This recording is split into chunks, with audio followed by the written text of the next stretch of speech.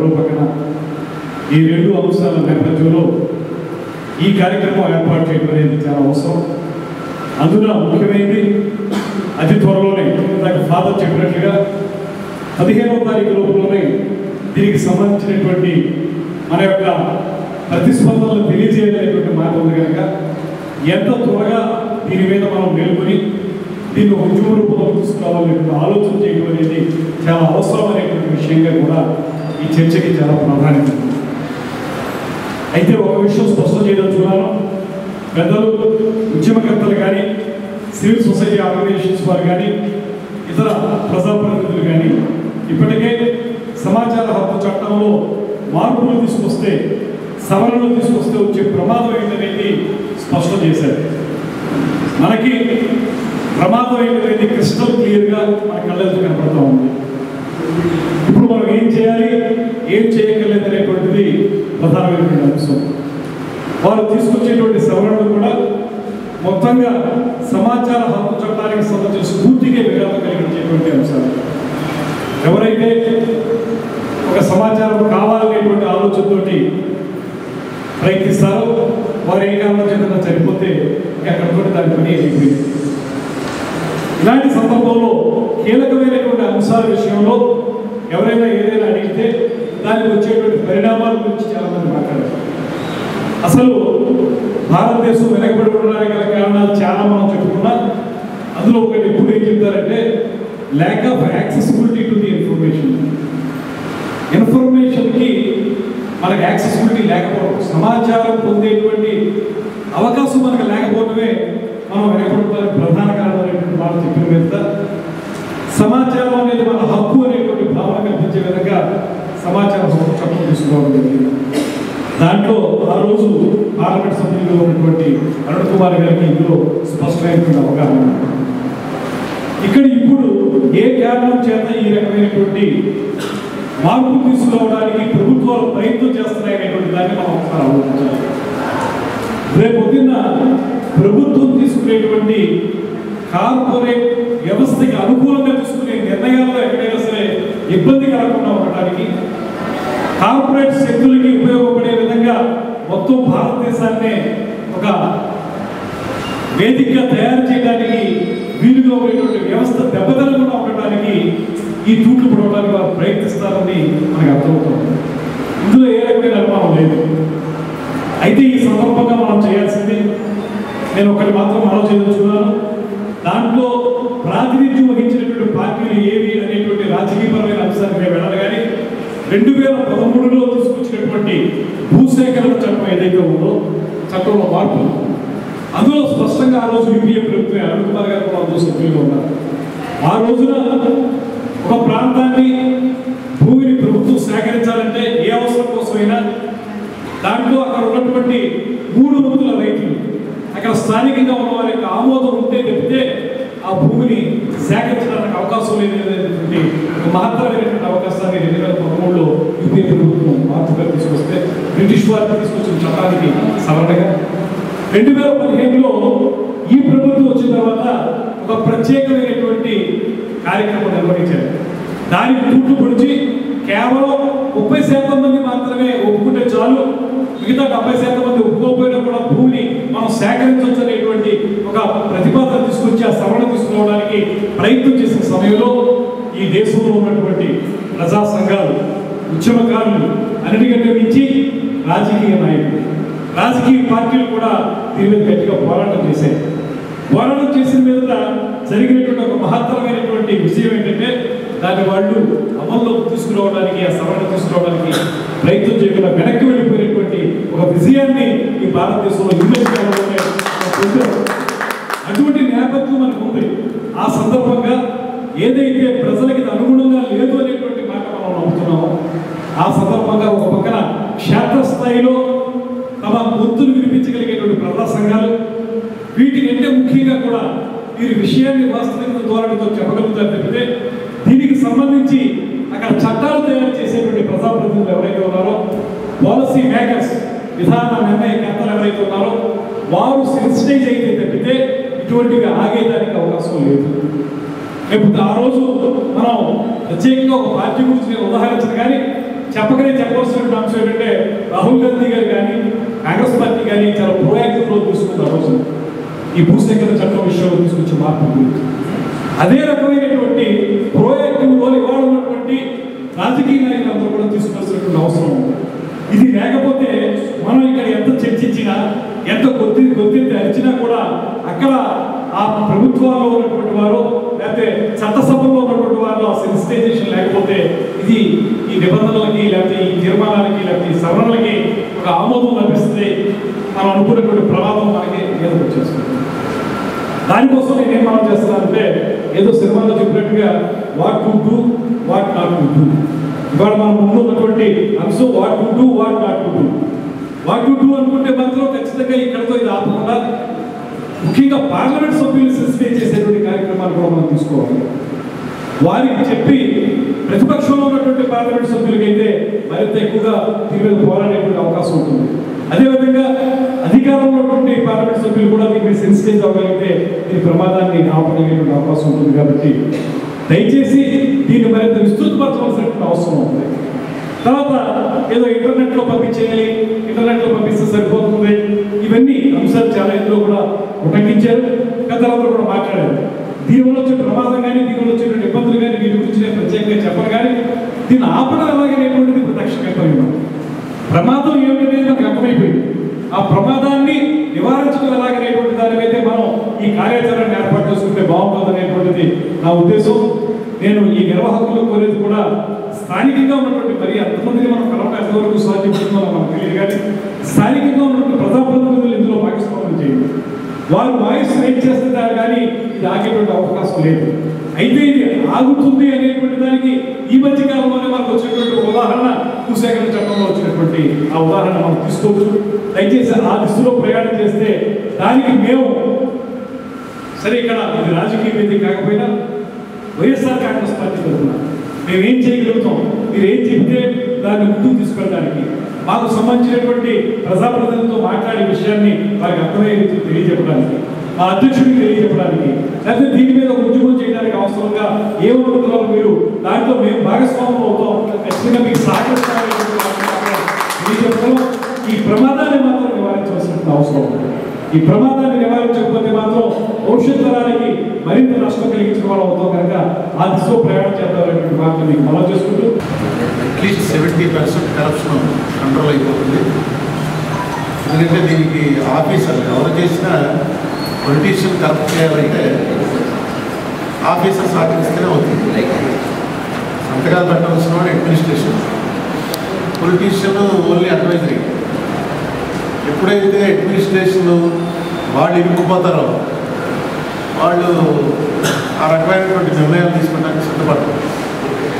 నేను ఎగ్జాంపుల్ చెప్తాను, మీకు గుర్తుండే ఉంటుంది. 2007లో అనుకుంటాను, మన రాజమండ్రి సెంట్రల్ జైల్లో ఒకేసారి ఒక 70-80 ఉద్యోగాలకి అడ్వర్టైజ్మెంట్ పడింది. జైలర్ పోస్టులు, ఏదో చిన్న పోస్టులు పడేటప్పటికి మార్కెట్లో 5 లక్షల రూపాయల వరకు రేట్ పలుకుతాం. 5 లక్షల రూపాయలు ఇచ్చేసినట్టయితే మనకు ఉద్యోగం వచ్చేస్తుంది అని మంచి బలంగా టాక్ వచ్చి, నేను ఇప్పుడు ఎంపీగా ఉన్నాను, నా దగ్గర కూడా చాలామంది వచ్చి ఏమంటే వాడికి ఇస్తే వస్తున్నట్టున్నారు, ఇమ్మంటారు. ఒకవేళ ఉద్యోగం రాకపోతే డబ్బునే వస్తుందా, ఇలాంటివన్నీ అడుగుతుంటే నేను జనరల్గా అలా ఉండదే, ఆవిడకి డబ్బులు ఇచ్చి మోసపోకండి. అప్పుడు దానికి సంబంధించినటువంటి ఒక ఉన్నతాధికారి, హైదరాబాద్లో ఉన్నటువంటి ఉన్నతాధికారికి ఫోన్ చేసి చెప్పాను, ఇలా రాజమండ్రి జైల్లో ఉద్యోగాలు ఉన్నాయట, 5-6 లక్షలకు అమ్ముతున్నారని నాకు వచ్చింది. నిజం కాకపోవచ్చు, కానీ ఈ ఇంటర్వ్యూ అయిపోయి పోస్టింగ్లు మీరు చేసే సమయం మధ్యలో నేను మొత్తం ఇన్ఫర్మేషన్ అడగబోతున్నాను. ఎంతమంది వచ్చారు, వాళ్ళకి ఏమేమి క్వశ్చన్ పేపర్లు ఇచ్చారు, వాటికి వాళ్ళు ఏం ఆన్సర్ ఇచ్చారో ఆన్సర్కి మార్కులు ఏమేశారు, అలాగే ఫిజికల్ టెస్ట్లో ఎవడెవడు షుగర్ ఎంత ఉంది, బీపీ ఎంత ఉంది, ఎంత స్పీడ్గా పరిగెత్తాడు, మొత్తం అన్నీ కరెక్ట్గా రికార్డ్ చేయమని చెప్పండి. లేకపోతే మళ్ళీ కన్సర్న్ ఆఫీసర్ మీరు కాబట్టి మీకే పెట్టాలి నేను కాగితం, అన్నీ కరెక్ట్గా రికార్డ్ చేయమని చెప్పండి. నేను అయిపోయే ఇంటర్వ్యూలు అనగానే అడగబోతున్నాను, ఎందుకంటే ఊరంతా అమరైపోయింది. కానీ ఒక వారం రోజుల్లో ఈ ఇచ్చినటువంటి నోటిఫికేషన్ రద్దు చేస్తూ అనౌన్స్మెంట్ వచ్చింది. నేను ఎవరితో అయితే చెప్పాను ఆయన ఫోన్ చేసి చెప్పాడు. నేను కూడా ఎంక్వైరీ చేశానంటే చాలామంది మధ్యవర్తులు, మా డిపార్ట్మెంట్కి సంబంధం లేదు, మధ్యవర్తులు చాలామంది నేను ఇప్పిస్తానని చెప్పి చాలా గొడవ చేశారని తెలిసింది. ఇప్పుడు మొత్తం అన్నీ ట్రాన్స్పరెంట్గా నడుపుతున్నాం అని చెప్పారు. ఆ తర్వాత 2008 ఆఖరికి ఉద్యోగాలు కూడా పెట్టారు. అంటే రైట్ టు ఇన్ఫర్మేషన్ అనేది రైట్ వేలో ఉపయోగిస్తే డెఫినెట్గా ఫలితాలు ఉంటాయి. ఇందాక ప్రేమగా విశ్వనాథం గారు చెప్పినట్టుగా ఉపకారం ఉంటుంది. ఇది కూడా నెమ్మదిగా యాంటీ సోషల్ ఎలిమెంట్స్ చేతుల్లోకి వెళ్ళిపోయింది. బ్లాక్మెయిల్ చేయటం, దానికి ఏదో డబ్బులు తీసుకోవటం, అప్పీల్ చేయకుండా వదిలేయటం. నేనేమనుకుంటానంటే దీనికి సొల్యూషన్ చచ్చిపోయిన తర్వాత ఎవరికి ఇస్తారు ఇన్ఫర్మేషన్? చచ్చిపోతే క్లోజ్ అంటున్నారండి అంటారు. ఏదో నేను కాగితం పెట్టాను, అరుణ్ కుమార్, ప్రకాష్ నగర్, రాజమండ్రి కాగితం పెడతాను. నేను చచ్చిపోయిన తర్వాత క్లోజ్ చేస్తున్నాను అంటారు, ఎందుకంటే అరుణ్ కుమార్ లేడు కాబట్టి. సో వాళ్ళ ఆర్గ్యుమెంట్కి ఒక జస్టిఫికేషన్. మనమేం చెప్పాలంటే అరుణ్ కుమార్ అడిగింది అరుణ్ కుమార్ కోసం కాదు, పబ్లిక్ కోసం. కాబట్టి ఆర్టీఐ కింద వచ్చినటువంటి ఏదైనా సరే అప్లికేషను దాని ఆన్సర్ అది పబ్లిక్ ప్రాపర్టీ అని చెప్పి మీరు ఆర్టీఐ తరఫున ఎవ్రీ స్టేట్కి సెంట్రల్కి వెబ్సైట్లు ఓపెన్ చేయండి, చేసి వచ్చిన క్వశ్చన్స్ వాటి ఆన్సర్స్ మొత్తం అందులో పెట్టేయండి. పెట్టేసిన తర్వాత ఎవడన్నా చూసుకుంటాడు, ఎవడికి ఇంట్రెస్ట్ ఉంటే వాడు చూసుకుంటాడు. ఇప్పుడు టెక్నాలజీ ఇది కాబట్టి అందులో పోస్ట్ చేసామంటే నువ్వు మొత్తం 100 కోట్ల జనాలకి వెళ్ళిపోయినట్టే. చూసుకున్నాడో లేదో వాడి కర్మ, ఎవడికి ఏది అవసరం అనుకుంటే వాడు చూసుకుంటాడు. అది సజెస్ట్ చేస్తే బాగుంటుందని ఈవేళ ఈ మీటింగ్, రాజమండ్రి మీటింగ్ ఇచ్చి అది సజెస్ట్ చేయండి. చేస్తే డెఫినెట్గా ఆ అప్లికెంట్ అన్నవాడు ఓన్లీ కంప్లైంట్ అనమాట. ఎక్కడో మర్డర్ జరిగిందని చెప్పి నేను కంప్లైంట్ ఇస్తే ఎఫ్ఐఆర్ రిజిస్టర్ చేస్తారు. నేను చచ్చిపోయినా సరే కేసు ఆగదు, ఎందుకంటే నేను ఓన్లీ కంప్లైంట్. ఇక్కడ కూడా అతను కంప్లైంట్ కింద మారిస్తే, ఎవరైతే ఆర్టీఐ పిటిషనర్ ఉన్నాడో పిటిషనర్ కంప్లైంట్ కింద మారిస్తే వీడు బతుకున్నాడో చచ్చిపోయాడు అన్న దాని మీద కేసు అయిపోతుంది. ఆ రకంగా మీరు చేయబోయేటువంటి తీర్మానాలు చేసి మన ఆంధ్రాకి సంబంధించిన అందరూ ఎంపీకి పంపండి. అంటే రాజమండ్రి అంటే కొంచెం రాజమండ్రి నుంచి కాగితం వచ్చిందంటే చదువుతారు. ఆంధ్ర వాళ్ళ అన్ని చోట్ల కూడా అందరు ఎంపీలు ఎమ్మెల్యేలు కూడా చదువుతారు. ప్రస్తుతం పార్లమెంట్కి సంబంధించింది కాబట్టి ఆ రకంగా ఒకటి చేసి పంపించండి. నాకు బాగా జ్ఞాపకం, ఈ యాక్ట్ వచ్చిన 6 నెలలకే ఈ యాక్ట్ని నిర్వీర్యపరచడానికి చాలామంది ఆఫీసర్లు, పొలిటీషియన్స్ కూడా చేస్తే, కొంతమంది మేము ఒక బ్యాచ్ ఇది ఇంకా బలంగా చేయాలి, టోటల్గా అసలు 10 రూపాయలు 5 రూపాయలు రుసుములు తీసేయాలి, ఎవరైనా సరే కాగితం పెట్టచ్చు, ఎవరన్నా మనం పొరపాటు కాగితం మున్సిపాలిటీకి పెట్టవలసింది కనుక ఆర్ఎన్బికి పెట్టామనుకోండి, ఆర్ఎన్బి వాళ్ళే మున్సిపాలిటీకి పంపించాలి అని ఇలాంటి సవరణలన్నీ చేసి మేము దాన్ని కౌంటర్ ఫైట్ చేసాం. మేము తక్కువ మంది, తీసేయాలన్న వాళ్ళు ఎక్కువ మంది. ఎందుకంటే ఇక ఆఫీసర్ అన్న వాళ్ళు అసలు సంతకమే పెట్టదు, ఏ పని జరగదు. చివరికి ఒక డెలిగేషన్ మన్మోహన్ సింగ్ గారి దగ్గరికి వెళ్ళారు. వెళ్ళి చాలా సీనియర్ ఐఏఎస్ ఆఫీసర్ వెళ్ళి వాళ్ళు ఈ రకంగా ఉంటే మేము పనిచేయను అని చెప్పారు. ఎందుకంటే నోట్ ఫైల్ కూడా మనం తీసుకోవచ్చు. ఇప్పుడు ఉన్నటువంటి యాక్ట్ ప్రకారం నోట్ ఫైల్ కూడా పంపించాలి.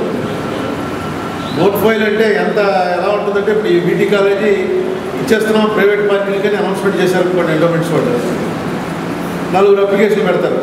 అరుణ్ కుమార్ అని నేను ఒక అప్లికేషన్ పెడతాను, ఈ కాలేజీ నేను రన్ చేస్తాను, నాకు ఇవ్వండి. నేను మొత్తం భారతదేశంలో ఇప్పటికి 26 కాలేజీలు రన్ చేశాను, నా దగ్గర 40,000 మంది స్టూడెంట్స్ చదువుకున్నారు, నేను డాక్టరేట్ అమెరికాలో చదువుకున్నాను, ఒక అప్లికేషన్ పెడతాను. పెట్టగానే దాని మీద మొట్టమొదటి ఎంఆర్ఓ రాయాలి. ఆ ఎంఆర్ఓ ఏం రాస్తాడు, ఈ అరుణ్ కుమార్ అన్నవాడి గురించి నేను ఎంక్వైరీ చేశాను, వాడు ఎక్కడే తిరుగుతున్నాడు కానీ ఇప్పుడు అమెరికాకి వెళ్ళి చదువుకోలేదు, వాడు ఎక్కడ స్కూల్స్ రన్ చేశాడు, ఎక్కడ రన్ చేశాడు అని చెప్పి వాడికి రాస్తాడు. ఆ పైన జాయింట్ కలెక్టర్ దగ్గరికి వెళ్తుంది. జాయింట్ కలెక్టర్ ఈ ఎంఆర్ఓను ఓవర్రూల్ చేస్తూ ఈ అరుణ్ కుమార్ అన్నవాడికి ఇచ్చేయచ్చు అని చెప్పిందంతా కరెక్ట్ అని రాస్తాడు. ఆ పైన కలెక్టర్ దగ్గరికి వెళ్తుంది. ఇందులో ఏంటంటే ఎవడు తప్పు చేశాడు అన్నది క్లియర్గా తెలిసిపోతుంది. ఎంతసేపు పొలిటికల్గా టాప్ లెవెల్లో తీసుకున్నవాడు నిర్ణయం తీసుకుని డబ్బులు ఇచ్చేసుకున్నాడా, కలెక్టర్ డబ్బులు ఇచ్చేసుకున్నాడా, ఇవే కదా చూడగానే మనకు అర్థమైపోతుంది. ఇక్కడ దాకా ఫైల్ బాగా నడిచిందిరా, ఇక్కడి నుంచి ఇంటర్ఫీరెన్స్ స్టార్ట్ అయింది పొలిటికల్. దాన్ని తీవ్రంగా వ్యతిరేకించారు. వ్యతిరేకించినా సరే నాకు బాగా జ్ఞాపకం, పార్లమెంట్ సెషన్ జరుగుతున్న సమయంలోనే సోనియా గాంధీ గారు చాలా క్లియర్గా చెప్పింది, ఎట్టి పరిస్థితుల్లో దీని నుంచి ఒక అమలం కూడా తక్కువ వెళ్ళేటువంటి లేదు. ఎవడన్నా సరే సంతకం పెడుతున్నప్పుడు 200 కోట్ల కళ్ళు దాన్ని చూస్తున్నాయి అనే ఆలోచనతో సంతకం పెట్టాలి ఆవిడన్న మాట. అలా చూసి అలా ఆఫీసర్లు కొన్నాళ్ళలో సెట్ అయిపోతారులేండి, కొత్తలో భయంగా ఉంటుంది, సెట్ అయిపోతారు. దీనివల్ల ఎవరికి తగిలిందిరా దెబ్బ అంటే, కాంగ్రెస్ పార్టీకి ఆర్టీఏ దెబ్బ ఎంత గట్టిగా కొట్టిందంటే, 2G అంతా ఆర్టీఏ వల్ల. రాజా లోపలికి వెళ్ళిపోయి, కన్నిమల్లి లోపలికి వెళ్ళిపోయి, సురేష్ కమాటి లోపలికి వెళ్ళిపోయి. సెంట్రల్ లెవెల్లో ఆర్టీఏ దెబ్బట్లు తగిలింది ఎవరికి అంటే కాంగ్రెస్ పార్టీకే తగిలింది, సెల్ఫ్ గోల్ అయిపోయింది. కానీ ఆర్టీఐ అనేటప్పటికి మామూలు వాళ్ళకి ఒక ధైర్యం వచ్చింది. కొంచెం చదువుకున్న వాళ్ళకు కూడా ఏదో ఉంది తెలియకపోయినా, ఏదో ఉంది యాక్ట్ అనుకోమని అడుగుదాం, ఒక కాగితం పెడితే చాలుట వస్తాడు. నేను ఎక్కువ ఎలా వాడుకోగలిగానంటే, మనకి ఇప్పుడు పట్టిసీమ ప్రాజెక్టు, పోలవరం ప్రాజెక్టు ఒక కాగితం పెట్టమే కదా, అది కూడా ఇప్పుడు లైన్ ఆన్లైన్ పెట్టేయచ్చు. వాళ్ళు ఎవరికి తప్పదు, ఇన్ఫర్మేషన్ ఇచ్చేస్తారు. అందుకే నేను పెట్టిన ఏ ప్రెస్ మీటింగ్ కూడా ఎవడో కౌంటర్ ఇవ్వడం. ఎందుకంటే కౌంటర్ ఇవ్వాలంటే నిజాలు వాళ్ళకి తెలుసు. ఇవన్నీ మనం ఆర్టీఐ కింద తెప్పించుకున్నాయి. ఏదైనా పొలిటికల్గా మీకు ఎవరో ఒకరు సపోర్ట్ చేయకపోతే మాత్రం ప్రస్తుతం మోడీ గారు ఉన్న స్పీడ్కి ఇది అయిపోతుంది. ఆర్టీఐ ఈవేళ స్టార్ట్ చేస్తే టచ్ చేస్తే 2019 ఆర్టీఐ యాక్టే ఉండదు, ఈ పారేగలడు ఆయన. ఇంత పెద్ద డిమానిటైజేషన్ చేస్తే రిజర్వ్ బ్యాంక్ వాళ్ళు ఒక నిర్ణయం తీసుకుని రికమెండ్ చేస్తే ఫైనాన్స్ డిపార్ట్మెంట్ దాన్ని యాక్సెప్ట్ చేసిన తర్వాత రిజర్వ్ బ్యాంక్ వాళ్ళు ప్రకటించాలి, అది రూల్. కానీ మన మోడీ గారు ప్రకటించారు డిమానిటైజేషన్. దాని మీద ఎవడో ఆర్టీఐ అడిగాడు, ఏంటి ఇదంతా ప్రొసీజర్ జరిగిందా లేదని. సెక్షన్ 80 ప్రకారం దేశ భద్రతకు సంబంధించింది, నీకు ఇవ్వాల్సిన అవసరం లేదన్న. తర్వాత ఆఖరికి మొత్తానికి ఎంత డబ్బు వచ్చిందండి, డిమానిటైజేషన్ అయిపోయింది కదా, ఎంత డబ్బు వచ్చింది అని ఒక ఆయన అడిగాడు ఆర్టీఐ. అది కూడా దేశ రక్షణకు సంబంధించింది, మీకు చెప్పమని ఇప్పటికీ చెప్పలేదు. పోలవరం విషయంలో నాబార్డ్కి, స్టేట్ గవర్నమెంట్కి, సెంట్రల్ గవర్నమెంట్కి జరిగిన అగ్రిమెంట్ ఏంటి, ఎవరు రీపే చేయాలి, ఎలా రీపే చేయాలి, కారణాలు, దానికి సంబంధించినటువంటి అగ్రిమెంట్ కాపీ మాకు ఇవ్వండి అని ఒక ఆయన పెట్టాడు. పెడితే 8(1)D దీని ప్రకారం ఇది వ్యాపారానికి సంబంధించినటువంటి కాబట్టి ఇవ్వక్కర్లే, రిజెక్టెడ్. ఆల్రెడీ స్టార్ట్ అయింది. ఎందుకంటే అక్కడ వచ్చేటువంటి ఆఫీసర్లు, పై ఉండే ఆర్టీఐ ఆఫీసర్లను కూడా స్టేట్ గవర్నమెంట్, సెంట్రల్ గవర్నమెంట్ నియమించిన వాళ్ళే. వాళ్ళు ఏదో టైప్ సరిగ్గా పెట్టలేదు కాబట్టి టైప్ సరిగ్గా కొట్టి పంపించలేదు అని వెనక్కి పంపిస్తాడు. మీకు టైప్ సరిగ్గా కొట్టి పంపిస్తే ఎలక్ట్రానిక్ టైప్ సరిగ్గా కనపట్లేదు, మీకు చిరా కేసులు చేస్తారు. అందుకే ఓన్లీ ఆర్గనైజేషన్స్ దీన్ని వాడుకోగలుగుతున్నాయి తప్ప ఇండివిజువల్స్ ఎక్కువగా వాడుకోలేకపోతున్నారు. సో మీరు దీనికి సంబంధించినంత వరకు నేను చెప్పేది ఏంటంటే, దీని క్లియర్గా నాకు అర్థమవుతుంది, ఆర్టీఐ క్లోజ్ చేయడానికే ప్రయత్నాలు జరుగుతున్నాయి. 2013 ల్యాండ్ అక్విజిషన్ యాక్ట్ ఎలా అయితే మార్పు చేస్తే గుజరాత్లో స్టార్ట్ చేసి కావాల్సితే దాన్ని అమెండ్ చేసుకోవచ్చని స్టేట్ గవర్నమెంట్ రైట్ ఇచ్చారు, అది ఇప్పుడు ఆంధ్రప్రదేశ్లో కూడా చేస్తున్నారు. అలాగే ఆర్టీఐని కూడా నిర్వీర్యం చేస్తారు, ఏ గవర్నమెంట్లో చేస్తుంది. ఈయన గవర్నమెంట్ ఏంటంటే ఆయనకి కరప్షన్ బ్యాడ్ లేదు కాబట్టి ఆయన చేసినా సరే ఎవడో పెద్ద పట్టించుకోడు. తీసేసాడండి మోడీ గారు, ఎందుకంటే ఈయన చాలా గొప్పవాడు, గుర్తునేందుకు తెస్తాడు. కానీ డెఫినెట్గా డిజైన్ అయితే మాత్రం ఈ ఆర్టీఐ యాక్ట్ తప్పించేస్తారు, తీసేస్తారు. ఇప్పుడు డెఫినెట్ మీ రియాక్షన్ అనేది చాలా రీజనబుల్, చాలా కరెక్ట్. కానీ చదివేవాడికి కూడా రీజనబుల్గా ఉండేలాగా ఆర్టీఐ పిటిషనర్ని క్రిమినల్ కంప్లైంట్ ఇచ్చిన వాడిని ఎలా ట్రీట్ చేస్తారో అలా ట్రీట్ చేయండి. కంప్లైంట్ బతుకున్నాడా చచ్చిపోయాడా అన్న దానికి దీనికి సంబంధం లేదు. ఒకసారి ఇచ్చిన తర్వాత దాన్ని పబ్లిక్ వెబ్సైట్లో పెట్టేయండి ఇన్ఫర్మేషను. ఇంక తర్వాత దాని మీద అప్పీల్ అంటే రైటా కాదా అని ప్రజలే నిర్ణయం చేసుకుంటారు. మీరు ఇన్ఫర్మేషన్ ఇచ్చేస్తే ఎవడన్నా అప్పీల్ అయినా జనం అనుకుంటారు, వీడికి ఏం పని లేదండి అనుకోమానికి ఇచ్చారు కదా మొత్తం అన్ని ఇచ్చినాడు, ఇంకా అప్పీల్ అంటాడు. అందుకని వెబ్సైట్లో పెట్టేయండి అసలు. అది టోటల్ ట్రాన్స్పరెన్సీకి దారితీస్తుంది. ఆ లైన్లో ఇంకా ఇక్కడ ఎక్స్పర్ట్లు ఉన్నారు కాబట్టి ఆ లైన్లో ఆలోచించి తీర్మానం చేసి పంపించండి. క్లియర్గా ఇది రాజమండ్రి మీటింగ్ అని మాత్రం పైన రాయడం మర్చిపోకండి. రాజమండ్రి బాగా కనిపించేలా రాయండి. ఎందుకంటే నేను ఎవరికైనా ఫోన్ చేసి చెప్పాను, మా రాజమండ్రి నుంచి ఒకటి వచ్చింది చూడండి అని చెప్పడానికి చేసి పంపించండి. దీని ఎఫెక్ట్ ఉంటుంది. ఎంపీలు అందరికీ ఒక కాగితం పంపించండి, అప్పుడు చదవడం అనుకోండి కానీ పంపించండి. ఆంధ్ర ఎంపీల వరకు రాజమండ్రి గారు కనపడితే చూస్తాను. నేను నాకు పరిచయం ఉన్న ఎంపీలు ఆ పార్టీ ఈ పార్టీ అన్ని పార్టీలో ఉన్నాను. నేను ఇప్పుడు ఏ పార్టీలో లేను కాబట్టి అందరితో మాట్లాడతాను. డెఫినెట్గా ఇది మీ ఇంట్రెస్ట్ నా ఇంట్రెస్ట్ కాదు, ఈ దేశం ఇంట్రెస్ట్. ఖచ్చితంగా దీంట్లో ఇది కానీ నిర్వీర్యం చేస్తే మన కంట్రీ చాలా ఎఫెక్ట్ అవుతుందని నా నమ్మకం. ఆ నమ్మకంతో ఉన్నవాళ్ళే ఇక్కడ అందరూ వచ్చారు. మంచి ప్రారంభం, సక్సెస్ అవుతుందని నమ్మకం.